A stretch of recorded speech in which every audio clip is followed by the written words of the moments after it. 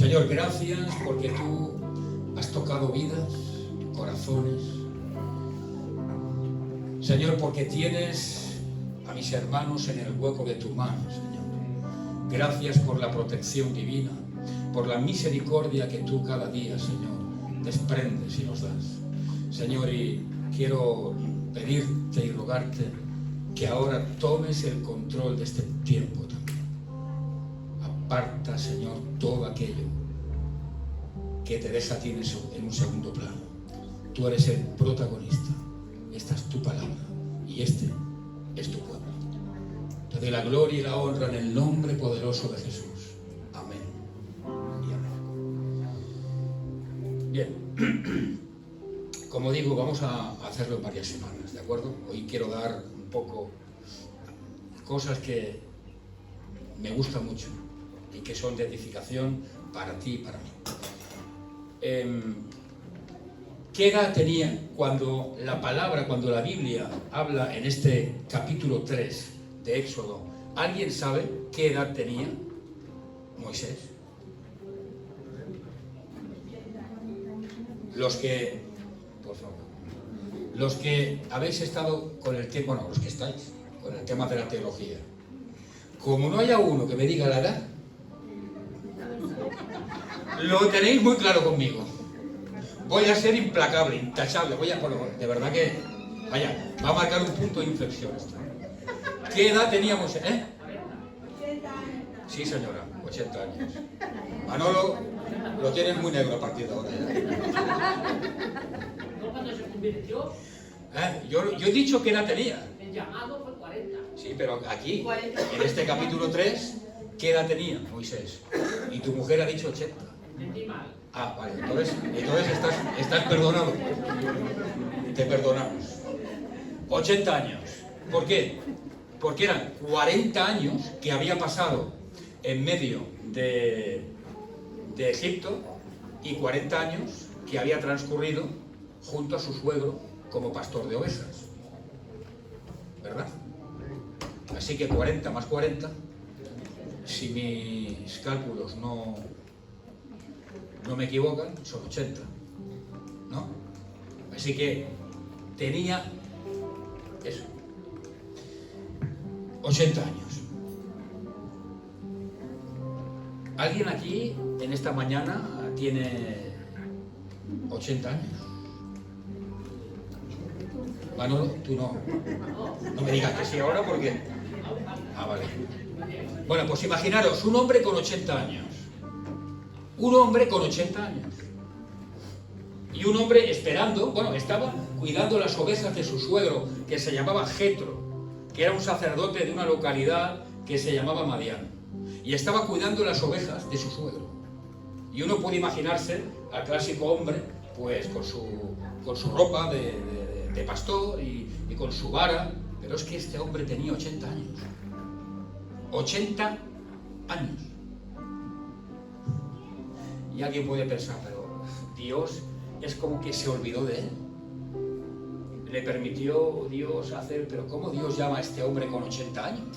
Para el cometido, para la misión que Dios tenía para él. 80 años.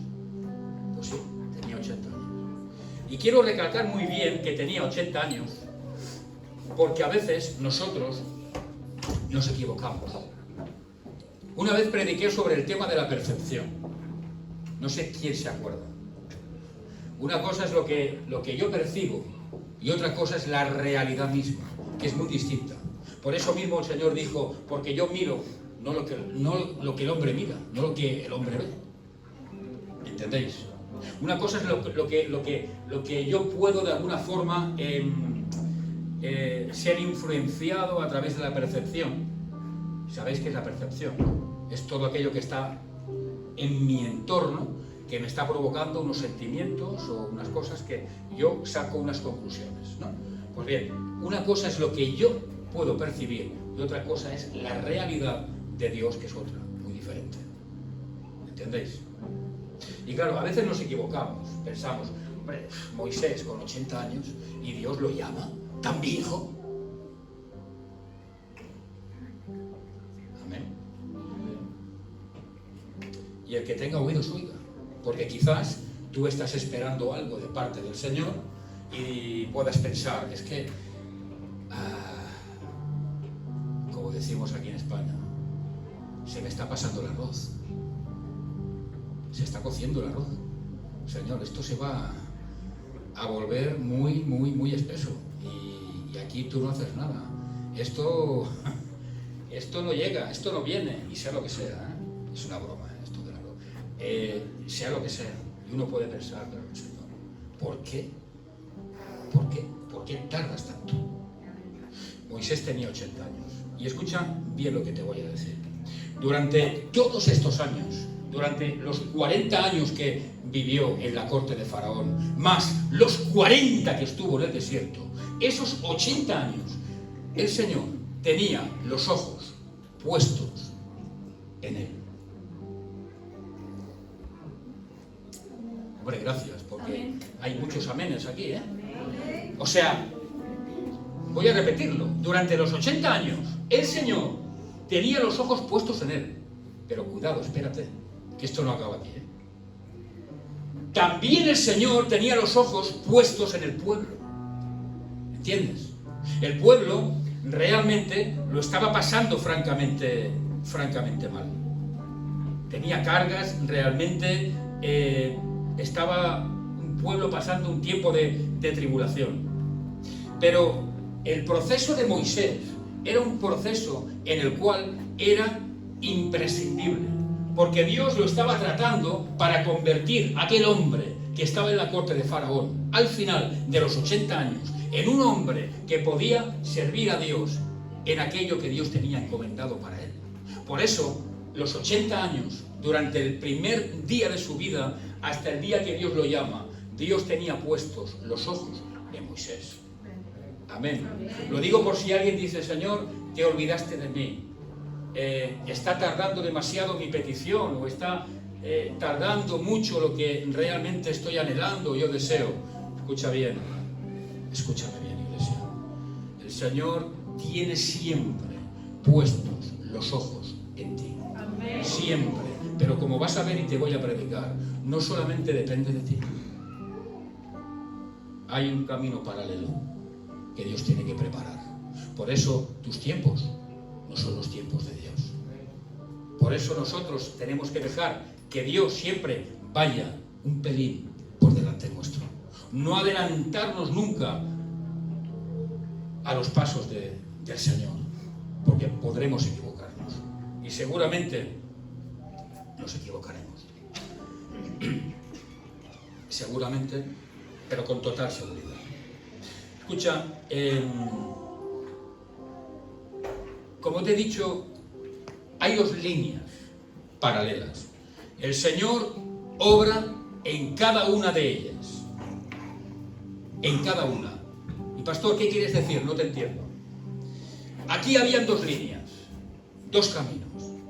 Estaba la vida de Moisés y estaba el estado, la petición del pueblo de Israel. ¿Y qué tenía más importancia, Moisés o el pueblo? ¿Sabéis que el pueblo estaba compuesto de cuánto? ¿Cuántas personas? ¿Cuántas? ¿Exactamente cuántas? 2,5. No, a ver, broma. No se sabe exactamente, pero eran unos 3 millones de personas.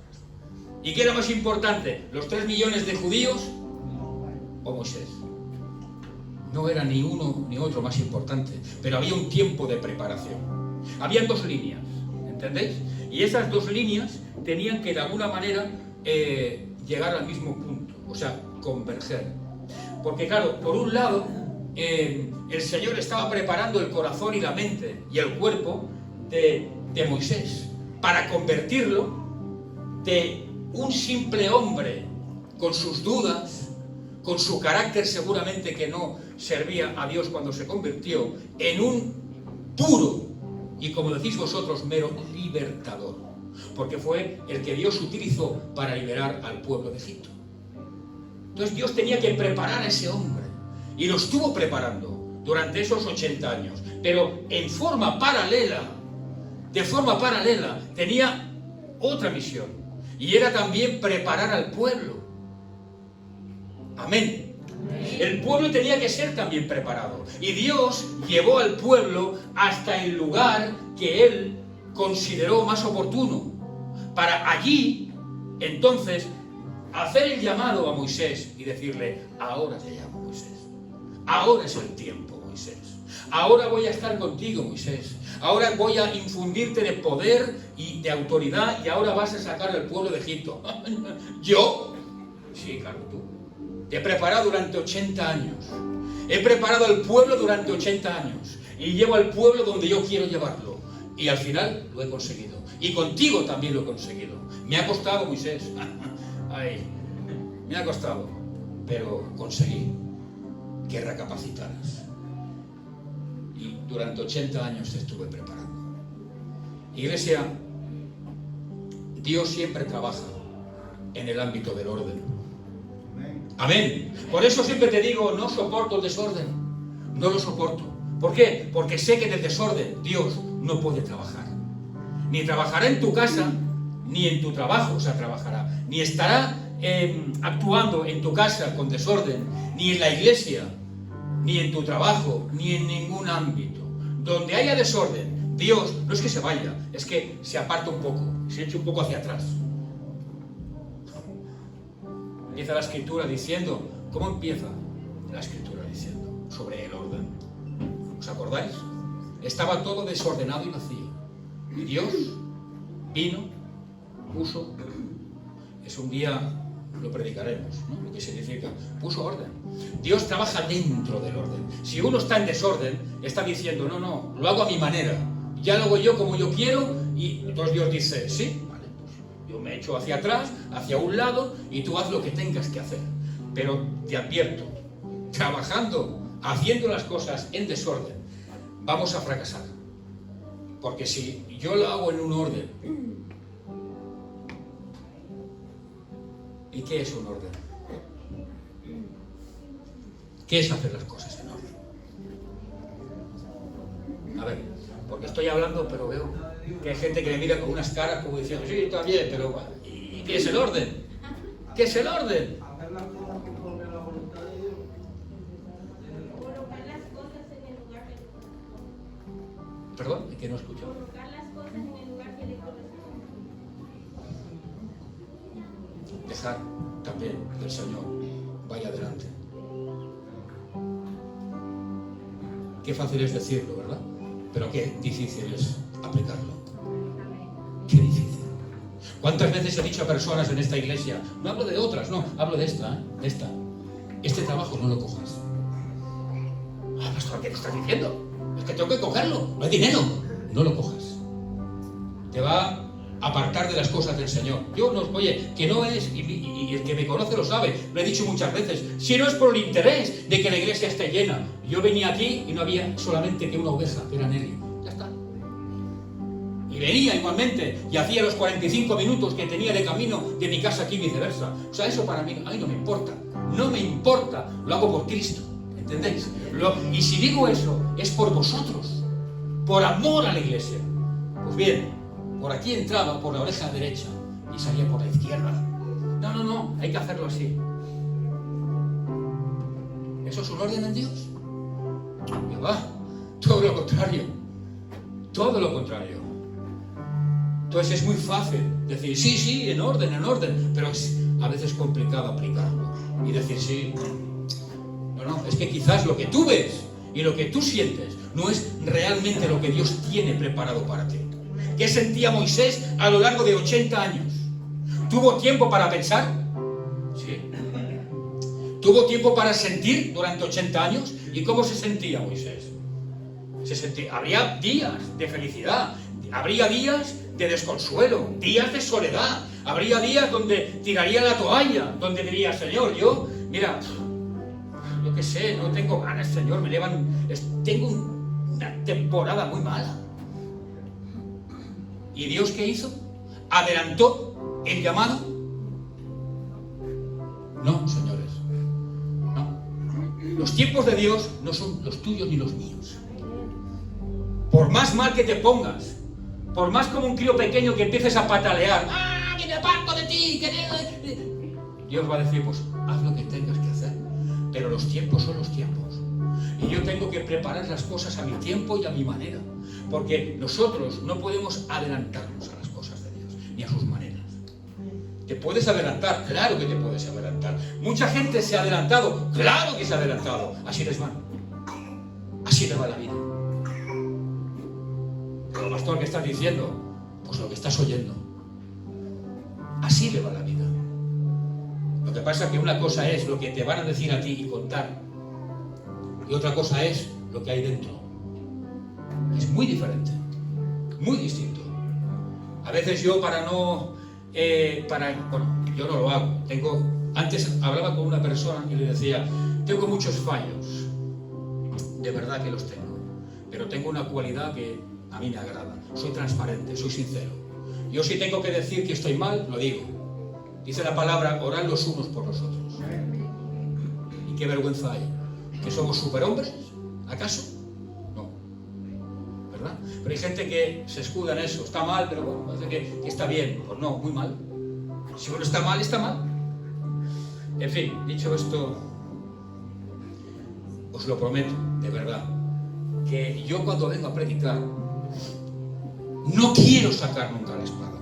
Bueno, la espada es esto, ¿no? Digo, Señor, hoy sí, hoy me voy a ceñir solamente a predicar sobre lo que tú me has puesto y tal.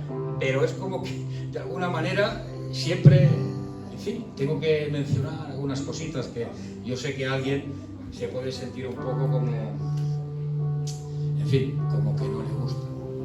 Pero sí, al fin y al cabo es para nuestro bien, iglesia. Así que el Señor estuvo 80 años, preparó el corazón de Moisés, pero también preparó el corazón del pueblo. ¿Entiendes, iglesia? Y todo eso lo hizo en esos 80 años. En el Señor hay una perfecta coordinación en sus tiempos, en sus eventos. Una perfecta coordinación. Él nunca falla. Él nunca se equivoca. Escucha, ¿tú te acuerdas de aquel pasaje bíblico que habla sobre Felipe y un tal eunuco? El Señor le dijo a Felipe, bueno, ¿quién se acuerda de eso? ¿Os acordáis? El Señor llamó a Felipe y le dijo, ¿qué le dijo el Señor? Ve al eunuco y ¿qué tenía que ir a hacerle? Hermano, ¿tú te acuerdas? Tenía que ir allí, ¿no? ¿Eh?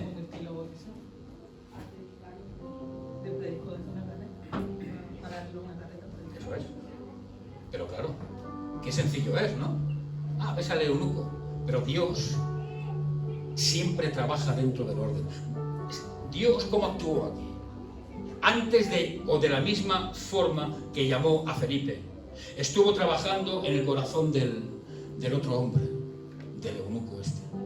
¿Para qué? Para cuando fuera Felipe a predicarle, para cuando fuera Felipe a cumplir la visión y el cometido de Dios, no se encontrara, pues, un fracaso, sino que fue aquel hombre de Dios que era Felipe, y se encontró que el corazón del eunuco ya estaba disponible, preparado.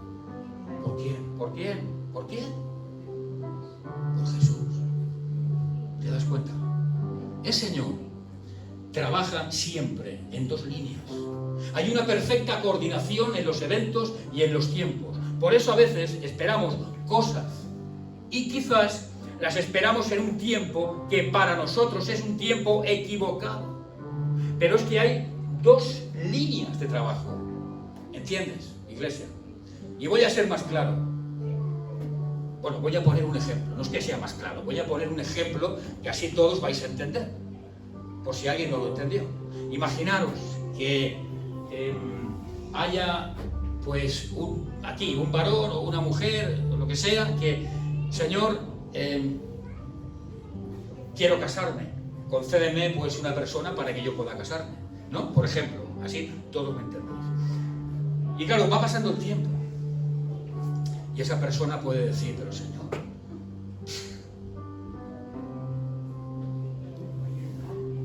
puntos suspensivos. Y el Señor está como mirando y diciendo, sí, ¿qué? Yo tengo el control de los tiempos.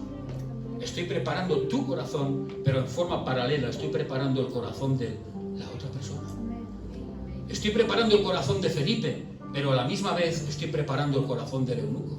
Estoy preparando el corazón de Moisés, pero a la misma vez estoy preparando el corazón de millones de personas. Para que todo vaya bien, para que no fracases. Pero lo único que pide el Señor, ten paz y ten paciencia. Y espera mis tiempos. Pero qué difícil es, ¿no?, para un ser humano tener paciencia. Lo queremos para ayer. Señor, ayer me dijiste y ayer mismo tenía que ser. Pues no, Dios te dice, espérate. Deja que yo vaya adelante. Deja que mis pasos, por lo menos uno, vaya delante de ti. Y vas a vivir una vida de victoria en victoria y triunfo en triunfo. Así que siempre hay una perfecta coordinación, ¿verdad? Y escucha, voy a hacerte una pregunta. ¿Tú crees que Dios siempre ha tenido una persona disponible para cualquier emergencia que tuviera, bíblicamente hablando? Contéstame con sinceridad. O sea, han habido emergencias en la palabra, en la Biblia. Han habido cosas en las cuales el Señor ha tenido que actuar de una forma más quizá deprisa. Bueno, ¿creéis? ¿Qué pensáis? ¿Creéis que realmente siempre el Señor, pero no cuando Él vivía aquí en su ministerio terrenal solamente, sino a día de hoy también, ¿creéis que a lo largo de todos estos años el Señor siempre ha tenido una persona disponible para trabajar? ¿O qué pensáis? ¿Qué pensáis? Sí, pero ¿tú crees que siempre ha tenido una persona? Sabe lo que va a ocurrir y si sabe lo que va a ocurrir, pues evidentemente tiene que tener las cosas planificadas. Tanto hombres como mujeres. ¿Qué pensáis? ¿Sí? Claro que sí. El Señor siempre ha tenido personas disponibles, que Él de alguna forma las ha tomado, las ha utilizado según su corazón, según el plan. Durante todos los siglos, Isaías, Jeremías, Ezequiel, Daniel, yo que sé, Pedro, Pablo, tantas, Felipe, siempre ha habido, siempre, personas que el Señor, personas con un corazón afable, agradable ante Dios, pertenecientes a ese remanente que habla la Biblia, de que siempre durante todos los siglos ha habido, aunque sea un pequeño pero remanente, fieles a Cristo, que digan, mira, oye, el mundo va hacia la izquierda, la tendencia mundana va hacia la izquierda, pero yo voy a ir hacia la derecha, porque soy cristiano. Y punto, y no hay más. Y el Señor siempre ha tenido personas donde en caso de emergencia las ha tomado. Haz esto. Pero Señor, yo... ¿Os acordáis de uno que dijo, no, yo soy tartamudo, Señor? Yo no tengo facilidad de palabra. ¿Qué me estás diciendo, Señor? ¿Estás de broma? ¿Quién era? Moisés. Hombre, bienvenido. Moisés, tartamudo. Y tenía su hermano que hablaba bien. Y él le decía al Señor, pero mira, si tengo a mi hermano aquí, ¿por qué te fijas en mí? Si mi hermano habla mejor que yo, si mi hermano tiene una facilidad de palabra que convence hasta vaya, y este se va a Egipto y convence a Toquisque. Vas a ser tú, Moisés. Pero, Señor, por favor, yo no. Pues sí, vas a ser tú. El llamado es intransferible y personal. ¿Entiendes? A no ser, escucha bien, a no ser que tú definitivamente digas, Señor, no. Cuelgo las botas y te digo, Señor, que no, que no, que no, y que no. Bueno, pues si tú no estás, estará otro. Pero la bendición te la vas a perder. Así que, por supuesto, como decía Idalín, que Dios en su omnisciencia siempre ha preparado hombres y mujeres sabiendo toda la crisis que se avecinaba. Por tanto, de aquí sacamos la conclusión de que no hay absolutamente ninguna casualidad en las cosas de Dios. Hay gente que puede creer, puede pensar, ay, mira qué casualidad, ha pasado esto, ha pasado lo otro, o mira qué casualidad en la iglesia. No. Todo estaba preparado según la mente y el corazón de Cristo. Absolutamente todo, pero todo, iglesia. Siempre os digo, y quiero que eso quede bien ahondado en vuestros corazones, nada sucede por fruto, diríamos, de la suerte, ni del azar, ni nada de eso. Todo es fruto del corazón y de la voluntad de Dios. ¿Entendéis? Y aquí lo vemos. El Señor siempre ha trabajado en corazones de hombres y mujeres pensando en su omnisciencia lo que iba a suceder. Amén. Y de esta forma Dios tenía asegurada pues la victoria. Y escucha, ¿sabes qué? Yo creo que, bueno, no sé si lo dejaremos aquí, porque esto es la introducción de la predicación.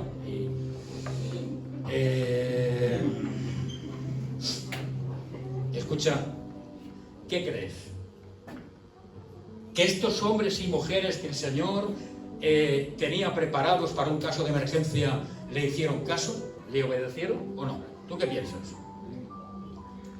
¿Qué crees? ¿Qué estás pensando? Una pregunta complicada esta. Es difícil, es profunda, es de pura teología. Por favor, iglesia, decidme, hombre. Claro que sí. Bueno, que nadie se me enfade, estoy un poco sordo, no escuché nada. Claro que sí. Ellos obedecieron,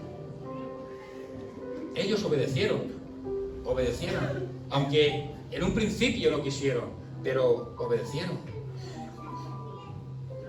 Claro que sí. Dijo Pablo, no fui desobediente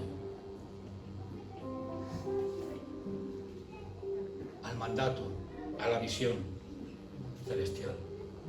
Pablo hizo caso cuando tuvo que hacer caso. Y poniendo el ejemplo de Felipe, ¿qué hizo Felipe? ¿Dijo algo? ¿Puso trabas? ¿Puso problemas?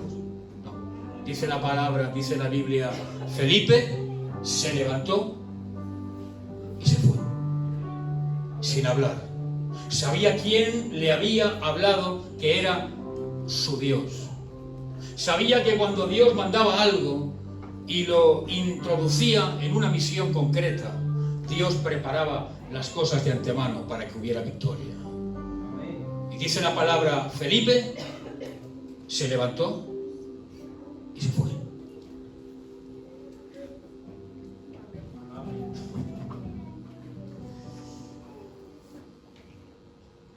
¿Puedo decir algo?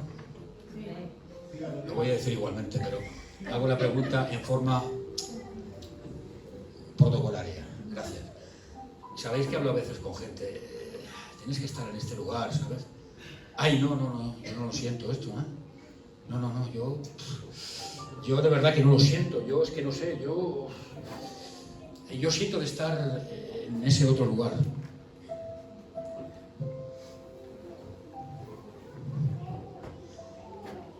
Eso no lo hicieron los hombres y mujeres de Dios, que fueron preparados por Dios en su corazón durante años. No lo hizo Pablo, no lo hizo Felipe. Pastor, pero sí que lo hizo Moisés. Sí, claro, Moisés lo hizo, pero al final Moisés sucumbió. Y hay gente que no sucumbe, que es su no, es no. O vaya a ser que dice la Biblia que tú seas sí y tú no seas no, pero en otras cuestiones, ¿eh? ¿Entendéis? Así que el que tenga oídos oiga. Bueno, voy a terminar un par de minutos y termino y lo dejamos para otra semana. Verso 1 del capítulo 3. Dice, toco el verso 1 y lo dejamos, ¿vale? Dice, apacentando Moisés las ovejas de Jetro, su suegro, sacerdote de Madián, llevó las ovejas a través del desierto y llegó hasta Horeb. Horeb era el monte de Dios. Y aquí vemos justamente la vida de pastor de Moisés. Y es reconfortante leer esta parte de la Escritura y ver a Moisés realmente cómo estaba pastoreando las ovejas de su suegro Jetro. Reconfortante.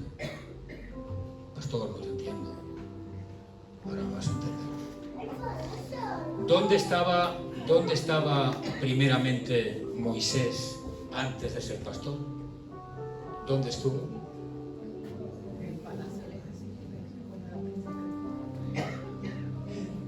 ¿Dónde estuvo? En la corte de Faraón, ¿verdad? Allí estuvo realmente entre la gente noble. Allí tuvo una enseñanza, diríamos, cultivada. Allí cultivó el Señor su cultura, cultivó unas formas delicadas, cultivó unas maneras, una cultura, ¿entendéis? O sea que Moisés, en un primer lugar, fue cultivado en la corte de Faraón con profesores, entre la gente, entre la nobleza, para después ser cultivado en la soledad, en el desierto, ¿no?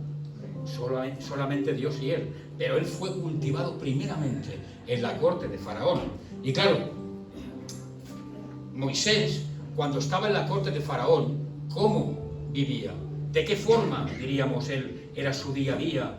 Él estaba inmerso dentro de un furor social, diríamos, de un estrés, de un mover político. ¿Entendéis? Y allí, en ese día a día, en ese trabajo en la corte, no tenía tiempo para las cosas del Señor. ¿Entendéis? No tenía tiempo. Porque lo llamaban, lo reclamaban, ahora esto, ahora una reunión, ahora vamos a hablar con el otro. Era miembro de la corte. Era una persona, entre comillas, importante dentro de la corte de Faraón. Entonces, allí fue formado durante 40 años. Es cierto que fue formado a nivel intelectual, pero a nivel espiritual fue formado. No, allí no. Allí no. No tenía tiempo de ser formado a nivel espiritual. Porque, y pastor, no lo entiendo. ¿Por qué esto? Bueno, es muy sencillo. Hay tiempo para todo. Todas las cosas, dice la palabra, dice la Biblia, que tiene su tiempo. Y ese tiempo fue un tiempo no de formación espiritual, sino de formación intelectual, de formación humana, para luego poder aplicarlo, ¿entendéis? Iba a ser el pastor de más de 3 millones de personas. Y dentro de esos 3 millones de personas, no todo el mundo tenía la misma cultura, ni la misma forma de pensar, ni la misma forma de actuar. ¿Entendéis? Y él debía tener una sabiduría y una cierta cultura personal para poder actuar en frente de esos más de 3 millones de personas. Y esa formación intelectual en la corte de Faraón como noble era imprescindible. Pero claro, luego tenía que pasar un tiempo de cultivo espiritual. No le servía solamente el hecho de que el pastor tenga una carrera universitaria. Eso no sirve. Porque luego vendrá aquí con la palabra y cortará cabezas. No habrá misericordia, no habrá piedad, no habrá amor, no habrá frutos del Espíritu. Luego tuvo que tener diríamos, un tiempo de cultivo espiritual, que fue el segundo tiempo, la segunda mitad de su vida, los 40 años. Amén. Por eso Moisés no tuvo tiempo en la corte de Faraón de poder ser cultivado a nivel espiritual.